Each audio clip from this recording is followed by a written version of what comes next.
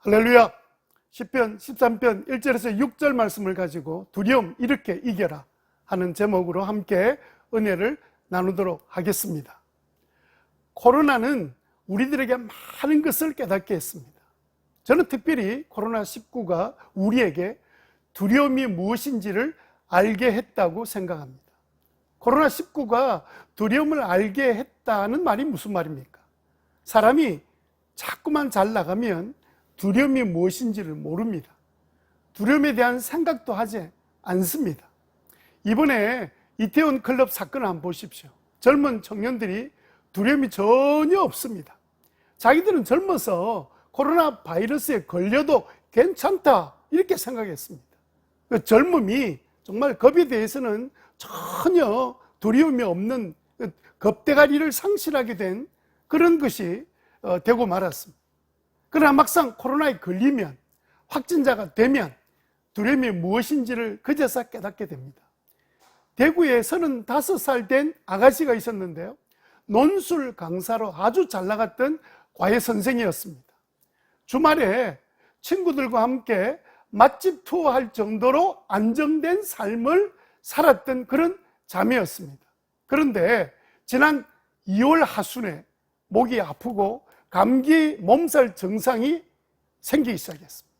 23일 날 보건소 검사를 받았는데 확진 판정을 받은 거예요. 코로나19 바이러스에 감염된 겁니다. 그리고 3월 3일 날 생활치료시설에 입원하게 되었습니다. 학원에서는 코로나 걸렸으니까 몇 달 쉬고 연락하라고 통보를 받았습니다. 이 자매는 생활치료시설에서 얼마나 열심히 스스로 체온과 혈압을 재면서 퇴원해서 원래 생활에 돌아가려고 정말 애를 썼습니다. 그리고 3월 9일에 병원에서 2차례 검사 결과에 음성 판정을 받았습니다. 그리고 2주간의 자가격리 생활을 모두 마쳤습니다. 그러나 여러분, 태어난 그녀를 기다리고 있는 삶은 이전의 삶이 아니었습니다. 학원에서 그만 나오라는 통보가 왔습니다. 이유가 뭐냐면 부모가 확진자였던 그 교사에게 자녀를 맡기지 않는다는 겁니다. 왜냐하면 재확진 사례가 계속 나오기 때문이었습니다. 이렇게 해서 5월이 지나도록 학원도 개인 지도도 할 수 없게 되었습니다. 재확진에 대한 두려움도 생겼어요. 재확진이 되면 가족들이 자기 때문에 직장을 잃을까, 그것도 걱정이 되었습니다. 석 달째 수입이 전혀 없는 생활도 어렵지만 3개월 동안 거의 혼자 지내면서 그 사이에 누군가를 만나서 대면하는 것, 그 자체에 대한 두려움이 생긴 거예요. 그래서 그런지 목이 좀 잠기고 가래가 조금 끓기만 해도 그냥 심장이 두근거립니다. 혹시 죄악진 아니야? 이런 생각 때문에. 올 가을에 코로나19가 다시 유행한다는 그 뉴스를 듣는 순간에 두려움 때문에 막 가슴이 짓누르기 시작했답니다. 여러분, 이런 현상은 이 아가씨뿐만 아니라 우리 모두에게도 두려움이란 것이 있습니다. 작년 1월 달에 연합뉴스 TV에서 나온 방송인데요, 서울에 사는 여성 2명 중에 1명이 두려움에 늘 고통한다는, 갑자기 발생하는 범죄, 질병, 교통사고에 대한 두려움이 있다는 거예요. 왜냐하면 서울의 강력범죄 90%가 그 대상이 여성이기 때문에 그렇습니다. 여러분, 아담이 타락하고 난 이후에 맨 처음에 인간이 가졌던 감정도 두려움이었습니다. 창세기 3장 9절 10절에 보니까 주 하나님이 그 남자를 부르시며 네가 어디에 있느냐 하고 물으셨다. 10절에 하나님께서 동산을 거느시는 소리를 제가 들었습니다. 저는 벗은 몸인 것이 두려워서 숨었습니다 하고 그가 대답하였다. 그렇습니다. 두려움이란 것은 우리 사람이 하나님을 떠난 이후에 가진 원초적인 감정입니다. 인간은 이제 두려워하는 존재가 된 겁니다. 그러면 신자는 어떻습니까? 우리가 신자이기 때문에 두렵지 않을까요? 신앙생활에는 매일매일 기쁨만 계속될까요? 여러분, 오늘 시편을 썼던 다윗도 두려웠습니다. 3절에 보면요, 나를 굽어 살펴주십시오. 나에게 응답하여 주십시오. 주 나의 하나님, 내가 죽음의 잠에서 빠지지 않게, 죽음의 잠에 빠지지 않게 나의 두 눈에 불을 밝혀주십시오. 나의 원수가 내가 이겼다고 말할까 두렵습니다. 내가 삐뚤거릴 때에 나의 대적이 기뻐할까 두렵습니다. 그래요, 다윗도 두려워했습니다. 신자도 두려워합니다. 신자도 두려워해요. 저도 두렵습니다. 이번에 민식이법이 통과된 후로는 그 학교 앞을 지나기가 정말 두렵습니다. 여러분, 민식이법이 통과되고 난 직후에 전라북도 그 전주시에서 어떤 분이 스쿨존 앞 그 지역 안에서 불법 유턴하다가 2살 난 아이를 치어서 죽는 사건이 발생했습니다. 원래 그 도로는 유턴을 많이 하던 곳이랍니다. 저도 운전하는 사람입니다. 신호등에 보니까 스쿨존이 여기저기 있습니다. 요즘은요, 학교 앞을 지나갈 때마다 두렵습니다. 나와 아무 상관없이 아이가 내 차에 부딪혀서 죽으면 저는 무조건 3년 이상 즉결입니다. 그러면 모든 삶이 여기에서 중단되게 되는 거예요. 다들 코로나 때문에 직장 잃지 않을까? 혹시 코로나에 감염되지 않을까? 다 염려하고 두려워하고 있습니다. 우리는 믿습니다. 하나님이 우리를 지키시고 보호하신다는 사실을. 그럼에도 불구하고 오직 자녀들만 키운다고 아무런 노후 보장도 준비하지 못했던 베이비 부모 세대들, 저 같은 세대죠. 가난한 노후를 맞지 않을까 하는 두려움이 다들 있습니다. 막연하지만 두려운 거예요. 여러분들은 어떻습니까? 여러분들에게는 어떤 두려움이 있습니까? 여러분도 두렵지 않습니까? 저는 두려운데요. 오늘 이 읽었던 성경 내용에 보면 하나님은 두려워하지 말라고 말씀하십니다. 두려워하지 말고 오히려 기뻐하라고 명령하십니다. 두려워하는 것에 대해서 야단치시기도 하십니다. 저는 두려운데 어떻게 해야 되죠? 우리는 어떻게 두려움에서 벗어나서 기뻐할 수 있을까요? 과연 두려움 속에서 우리는 기뻐하는 것이 가능하기나 할까요? 오늘 우리가 읽었던 이 시편 13편 본문이 그 해결책을 우리에게 제시하고 있습니다. 다윗이 처음에 두려워했지만 5절 6절에 가서 보면 그의 마음이 기쁨으로 바뀌었습니다. 5절 말씀 보세요. 그러나 나는 주의 한결같은 사랑을 의지합니다. 주께서 구원하여 주실 그때 나의 마음은 기쁨에 넘칠 것입니다. 6절에 주께서 나에게 은혜를 베푸셨으므로 내가 주께 찬송을 드리겠습니다. 그리고는 주님께 찬양했습니다. 도대체 무슨 변화가 일어난 겁니까? 그가 그렇게 찬양할 수 있었던 그 비결이 도대체 뭡니까? 그래서 오늘 우리는요, 두려움에 정말 벗어난 삶을 살기 위해서, 그래서 기쁨이 넘치는 삶을 우리가 살기를 원한다면 오늘 이 말씀에 귀를 기울이고 들어야 되겠습니다. 우리가 할 일이 뭡니까? 첫 번째로 두려움을 고백해야 합니다. 뭐 하라고요? 두려움을 고백하라고요. 두려움을 고백하라는 말은 무슨 말일까요? 나의 두려움을 하나님 앞에 고백하라는 말입니다. 그렇습니다. 우리 안에 무엇이 지금 있어요? 우리 안에 두려움이 있습니다. 고백이 뭡니까? 내 마음에 있는 생각, 감춘 사실을 숨김없이 그대로 말하는 겁니다. 여러분, 사람에게는 다 그럴 필요가 없지만 그러나 하나님께는 그렇게 해야 합니다. 하나님, 내 안에 두려움이 있어요. 이 두려움 어떻게 하면 될까요? 이렇게 하나님 앞에 고백하라는 말입니다. 다윗도 하나님께 그 두려움을 고백했습니다. 1절에 보십시오. 주님, 언제까지 나를 잊으시렵니까? 영원히 잊으시렵니까? 언제까지 나를 외면하시렵니까? 2절에 보면 언제까지 나의 영혼이 아픔을 견뎌야 합니까? 언제까지 나의 영혼이 고통을 받으며 괴로워하여야 합니까? 언제까지 나의 영혼이 내 앞에서 의기양양한 원수의 꼴을 보고만 있어야 합니까? 나를 굽어 살펴주십시오. 나에게 응답하여 주십시오. 주 나의 하나님, 내가 죽음의 잠에 빠지지 않게 나의 두 눈에 불을 밝혀주십시오. 4절에 나의 원수가 내가 이겼다 하고 말할까 두렵습니다. 내가 삐뚤거릴 때 나의 대적이 기뻐할까 두렵습니다. 다윗은 왜 두려워했을까요? 다윗이 원하는 때와 하나님의 원한 때가 달랐기 때문에요. 다윗이 원할 때 이루어지지 않으니까 마음의 의심이 자꾸 생기는 거예요.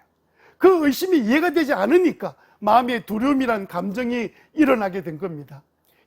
여러분에게 생긴 두려움이 무엇입니까? 하나님의 시간과 내 시간대가 안 맞기 때문에 왜 내가 원할 때 하나님은 가만히 계실까?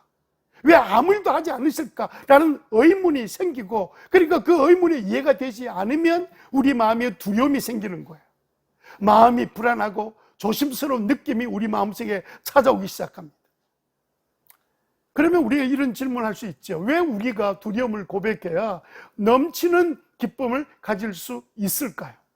우리는요, 하나님 앞에서 두려움을 인정하고 고백해야 간절히 기도할 수 있기 때문입니다. 두려움이란 감정이 우리 마음에 꽉 차 있으면 기도가 막혀버려요. 이 감정을 떨쳐내야만이 비로소 우리가 치유가 일어나게 됩니다. 어떻게 떨쳐낼 것입니까? 이 두려움을 떨쳐내는 방법은 하나밖에 없습니다. 하나님 앞에 고백하는 길밖에 없어요. 고백해야 기도가 열리고 기도가 시작됩니다. 여러분의 마음이 어떤 두려움이 있든지 하나님께 고백하게 되기를 주님의 이름으로 축원합니다. 시편 32편 3절 5절 말씀을 한번 보시기를 바랍니다. 내가 입을 다물고 죄를 고백하지 않았을 때에는 온종일 끊임없는 신음으로 내 몸은 탈진하고 말았습니다. 4절에 주님께서 밤낮 손으로 나를 짓누르셨기에 나의 혀가 여름에 풀 마르듯 말라버렸습니다. 셀라. 5절 드디어 나는 내 죄를 주님께 아뢰며 내 잘못을 덮어두지 않고 털어놓았습니다. 내가 주님께 내 의무를 고백합니다. 그렇게 하였더니 주께서 나의 죄를 기꺼이 용서하셨습니다. 셀라.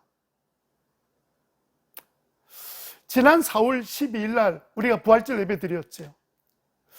교회는 부활절 예배를 위해서 교회에 모여야 된다, 예배 드려야 된다, 그렇게 강행에 대해서 정부와 사회는 아주 차가운 눈으로 바라보면서 반대했습니다. 모두들 긴장 속에서 부활절 예배를 마쳤습니다. 그리고 주말인 18일 토요일에 코로나 증상이 나타난 강서구에 있는 새날교회 58세 남성 교인이 검사를 받고는 19일 날 확진 판정이 났습니다.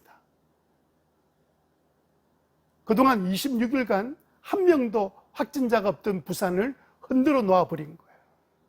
드디어 올 게 왔구나. 그것도 강서구 안에 있는 새날교회구나.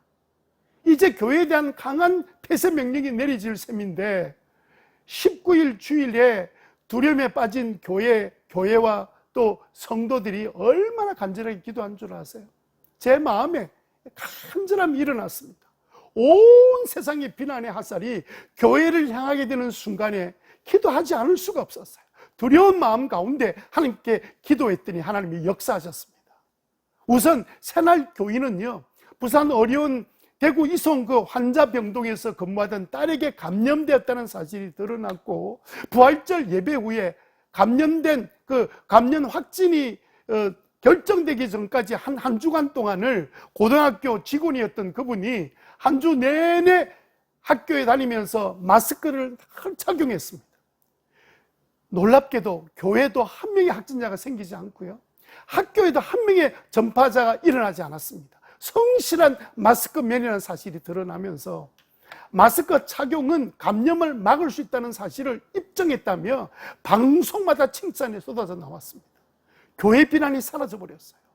두려움이 기쁨이 되는 순간이었습니다. 이 새날교회 사건으로 교회가 칭찬을 받았다니까요. 오히려 교인들이 이제는 교회에 돌아오게 되는 그런 아주 중요한 계기가 되었습니다. 여러분, 우리의 두려움을 고백해야 기도의 문이 열리고요, 하나님의 관계가 회복됩니다. 두려울 때 주님께 고백하게 되기 바랍니다. 우리가 두려움을 고백한 다음에 기도의 문이 열리게 되고요, 그리고 난 다음에 우리는 어떻게 해야 되겠습니까? 두 번째 우리가 해야 될 일이 있습니다. 그것은 크신 하나님의 사랑을 보아야 합니다. 뭘 해야 된다고요? 크신 하나님의 사랑을 보라고요. 크신 하나님의 사랑을 보라는 말은 무슨 말입니까? 우리가 기도하기 시작하면요, 하나님이 뭐 하냐면 우리의 영적인 눈을 밝게 하신다는 거예요. 그때 무엇이 보이겠습니까? 하나님은 우리에게 무엇을 보게 하실까요? 여러분 3절과 5절 말씀 보겠습니다. 3절입니다. 나를 굽어 살펴주십시오. 나에게 응답하여 주십시오. 오 나의 하나님, 내가 죽음의 잠에 빠지지 않게 나의 두 눈에 불을 밝혀주십시오. 나의 두 눈에 불을 밝혀주십시오. 5절에 그러나 나는 주의 한결같은 사랑을 의지합니다. 주께서 구원하여 주실 그때 나의 마음은 기쁨에 넘칠 것입니다. 여러분, 우리가 기도할 때 두 눈에 불을 밝혀주셔서 하나님의 사랑을 보게 해주신다는 거예요. 그러니까 아직도 일어나지 않았지만 미래에 구원이 일어날 것을 생각하니까 기쁨이 넘치게 되더라는 거죠. 여러분, 여기서 우리가 또 한 가지 질문하고 지나갈 수 있습니다. 왜 나를 향한 하나님의 크신 사랑을 보아야 두려움이 사라지고 내 마음에 기쁨이 넘치게 될까요? 그 이유는요, 하나님의 크신 사랑 안에는 절대적인 믿음이 동반되기 때문에 그렇습니다. 우리가 하나님의 사랑을 느껴지는 그 순간 우리에게 하나님의 말씀에 대한 믿음이 툭 터져 나오게 됩니다. 다윗이 그랬어요. 하나님의 사랑을 보기 전에는 하나님의 약속에 대한 의문이 계속 일어났습니다. 도대체 하나님, 이 약속 언제 이루실 겁니까?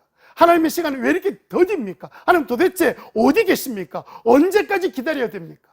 그렇게 막 탄식했지만 기도했잖아요. 그가 기도하는 중에 눈이 밝아졌습니다. 자기를 향하신 하나님의 사랑이 딱 보여지는 순간에 그 마음이 하나님이 믿어졌습니다. 약속이 믿어진 거예요. 아직도 이루어지지 않았지만 이제는 이미 하나님께서 약속한 그 약속이 이루어질 것에 대한 믿음이 생겼습니다.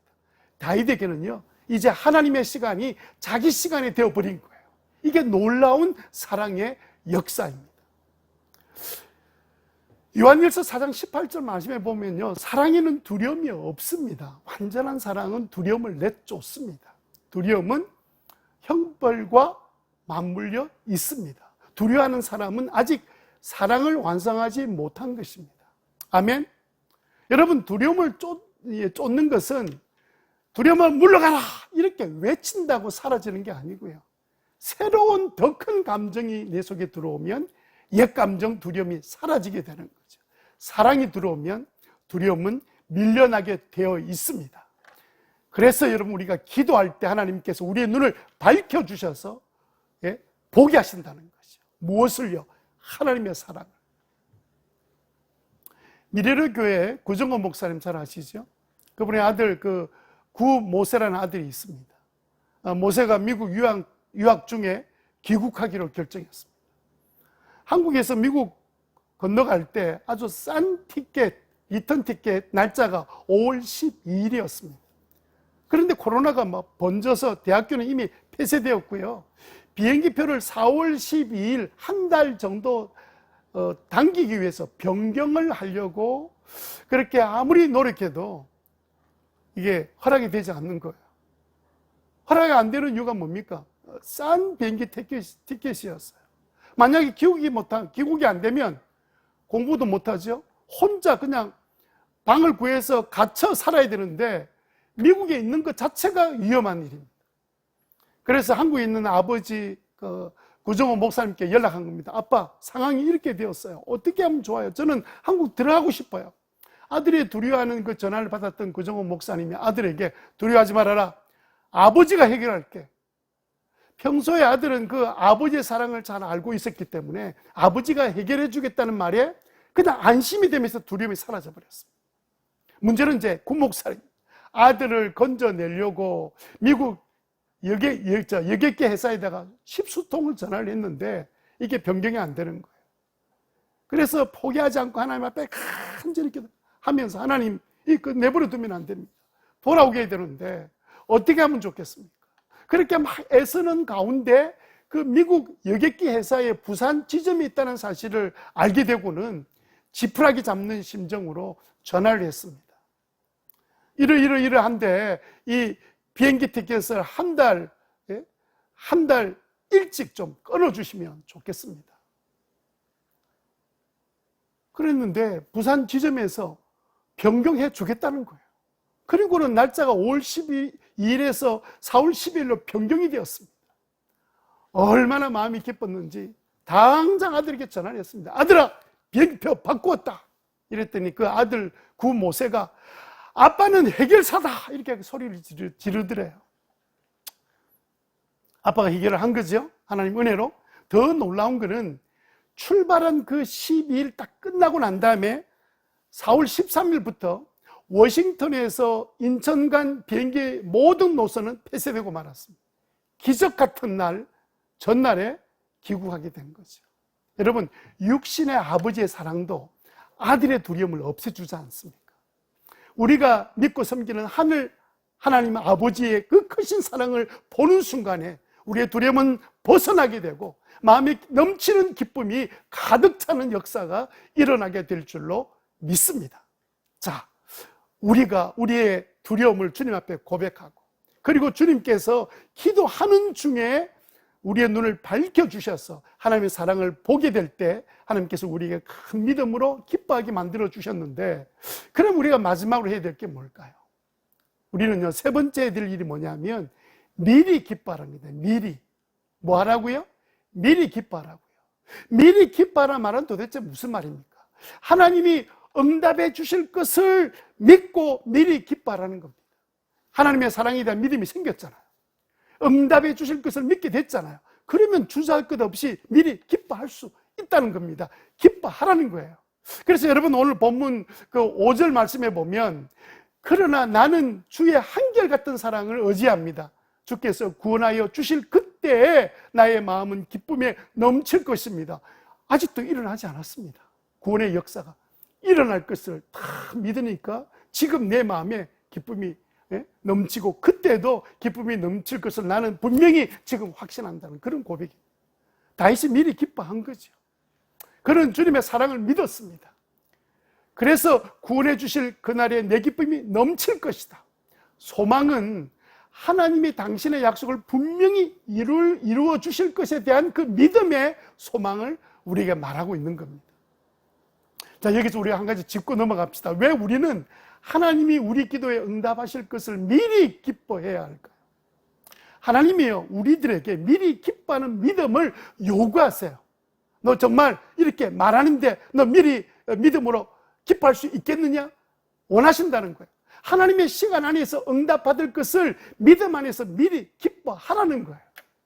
그래서 여러분, 요한일서 5장 14절 15절 말씀해 보면, 우리가 하나님 앞에서 가지는 확신은 이것이니 곧 무엇이든지 우리가 하나님의 뜻을 따라 구하면 하나님께서 우리의 간구를 들어주신다는 것입니다. 우리가 구하는 것은 무엇이든지 하나님께서 들어주신다는 것을 알면 하나님께서 구한 것을 우리가 받는 것도 압니다. 아멘. 여러분, 한나라는 여성 아시죠? 한나라는 여성이 아들을 낳지 못해서 정말 답답한 마음으로 하나님 앞에 나와서 간구했습니다. 기도했습니다. 그런데 그 기도하는 그 간절한 모습이 엘리가 볼 때는 그 술 취한 사람 같아서 책망을 듣게 되었습니다. 그러자 그 한나가 자기의 마음에 있는 아픔을 다 이야기했잖아요. 그러니까 엘리가 말했습니다. 사무엘상 1장 17절에 보니까, 그렇다면 평안한 마음으로 돌아가시오. 이스라엘 하나님이 그대가 간구한 것을 이루어 주실 것이요. 그랬더니 18절에 한나가 대답하여, 제사장님, 이 종을 좋게 보아주시기 바랍니다. 한나는 그 길로 가서 음식을 먹었다. 그리고 다시는 얼굴에 슬픈 기색을 띠지 않았다 하는 구절이 나오죠. 그러니까 여러분, 엘리가 했던 말씀, 하나님께서 응답해 주실 것을 말할 때 그 말을 하나님 말씀으로 믿고 받아들인 거죠. 하나님의 사랑을 거기서 발견하게 된 거죠. 믿을 때 한나 마음에 있었던 두려움과 근심이 다 사라져 버렸습니다. 집으로 돌아갈 때는 다시는 근심하지 않았습니다. 어떻게 해요? 아들을 낳을 것에 대한 믿음이 있으니까 아들 낳기 전에 미리 기뻐할 수 있는 믿음의 사람이 된 거예요. 하나님의 약속을 미리 기뻐해야 우리 안에 기쁨이 넘칩니다. 한번 따라해 봅시다. 눈을 떠라. 눈을 떠라. 그래야 기쁨도 뜬다. 그래야 기쁨도 뜬다. 맞습니다. 우리가 눈을 탁 떠서 보면 그때 기쁨의 눈도 뜨여진다는 사실, 우리가 믿게 되시길 바랍니다. 여러분 잘 아는 찬양, 나의 안에 거하라 찬양할지요. 이 찬양을 지은 자매는 하나님의 사랑을 어떻게 보신 줄 압니까? 원래 이 자매의 아버지는 건축업으로 잘 나갔습니다. 그런데 IMF가 터지면서 사업이 망하고 부도가 난 겁니다. 어느 날 이 유수영 자매가 집에 들어와 보니까 집 안팎에 막 붉은색 잡딱지가 막 붙어 있는 거예요. 엄마는 두려워하셨지만은 자매가 아무리 생각해도 할 것이 아무것도 없었어요. 그래서 기도하려고, 기도밖에 할 것이 없어서 기도원에 올라갔습니다. 기도원에 올라가서 집회를 참석하고 마치고 나오니까 삐삐가 와 있는 거예요. 그래서 그 삐삐를 보니까 이모가 삐삐를 쳤어요. 그 삐삐 쳤는 그 내용은 엄마가 자살하셨다는 거예요. 그래서 그 녹음된 이모의 음성을 들어보니까 응급실에 계시니까 엄마 못 보고 돌아가실 수 있다. 빨리 내려와라. 하는 그런 음성이 녹음이 되어 있었어요. 그 절망의 순간에 이 자매가 하나님 앞에 기도한 거예요. 하나님, 어떻게 해야 돼요? 엄마가 지금 약 먹고 지금 죽어가고 있는데요. 하나님 앞에 간절히 기도했더니 하나님의 마음속에 두 가지의 확신을 주시더래요. 한 가지는 생명은 주님께 있다. 또 한 가지는요, 사명자는 사명이 다할 때까지는 죽지 않는다 하는 이런 확신을 주시는데, 엄마는 죽지 않겠구나 생각하고는 가족들에게 연락했습니다. 나 기도할 테니까 걱정하지 마. 엄마는 죽지 않으실 거야. 그렇게 하고는 병원으로 이제 가보니까 정말 엄마는 기적처럼 깨끗하게 나아 계셨습니다. 문제는 병원에 입원해 있는 엄마를 보신 아버지의 얼굴색이 좋지 않았던 거예요. 집에 가셔서 다량의 수면제를 먹으시고 자살하신 거예요. 자매가 이제 병원에서 집으로 이제 출발해서 집에 도착했을 때는 아버지는 이미 쓰러져 계셨던 거예요. 놀란 자매는 119를 부르고 병원으로 함께 달려가서 위세척을 하고 치료를 하는데 회복이 안 되는 거예요. 깨어나지 않는 거예요. 병원에서는요, 장례 준비하라는 거예요. 너무 기가 막힌 상황 가운데서 자매가 병실에서 무릎을 탁 꿇고 기도한 겁니다. 하나님, 이 어머니를 살려주신 것처럼 우리 아버지도 살려주세요. 우리 아버지도 살려주세요. 부르짖고 간청하며 기도를 했어요. 병원에서도 장례 준비하라 그래요. 기적적으로 의식이 돌아오게 된 거예요. 병원에서 살아나신 어머니, 아버지를 병원에 두고는 혼자 집으로 돌아오는데 얼마나 지치고 피곤했겠습니까? 그 며칠 사이에 일어난 그 폭풍 같은 큰 시련이 파노라마처럼 막 스쳐가는데 집에 들어 앉아가지고 다 앉아있는데 정말 답답하고 두렵고 절망이 몰려오는 순간, 모든 물건이 차압당할 때 그 유일하게 자기 물건에 차압당하지 않았던 그 신디사이저 앞에 앉았습니다. 그리고는 두렵고 그 답답한 마음으로 하나님께 토하여내는데 그 순간에 주님 앞에서 외우고 암송하고 늘 좋아했던 이사야 말씀이 떠올랐습니다. 이사야 41장 10절 말씀에 내가 너와 함께 있으니 두려워하지 말아라. 내가 너의 하나님이니 떨지 말아라. 내가 너를 강하게 하겠다. 내가 너를 도와주고 내 승리의 오른팔로 너를 붙들어 주겠다. 43장 1절에는 어떤 말씀이 있습니까? 내가 너를 속량하였으니 너는 두려워하지 말아라. 내가 너를 지명하여 불렀으니 너는 나의 것이다 하는 그 말씀이 막 머리에 떠오르는데요, 절망적인 순간에 말씀이 하늘에서 떨어지는 것처럼 마음에 탁 꽂혀 들어온 거예요. 두려움과 절망의 순간에 말씀이 탁 떠오르면서 하나님의 큰 사랑이 유수영 자매를 붙들어 안아주셨습니다.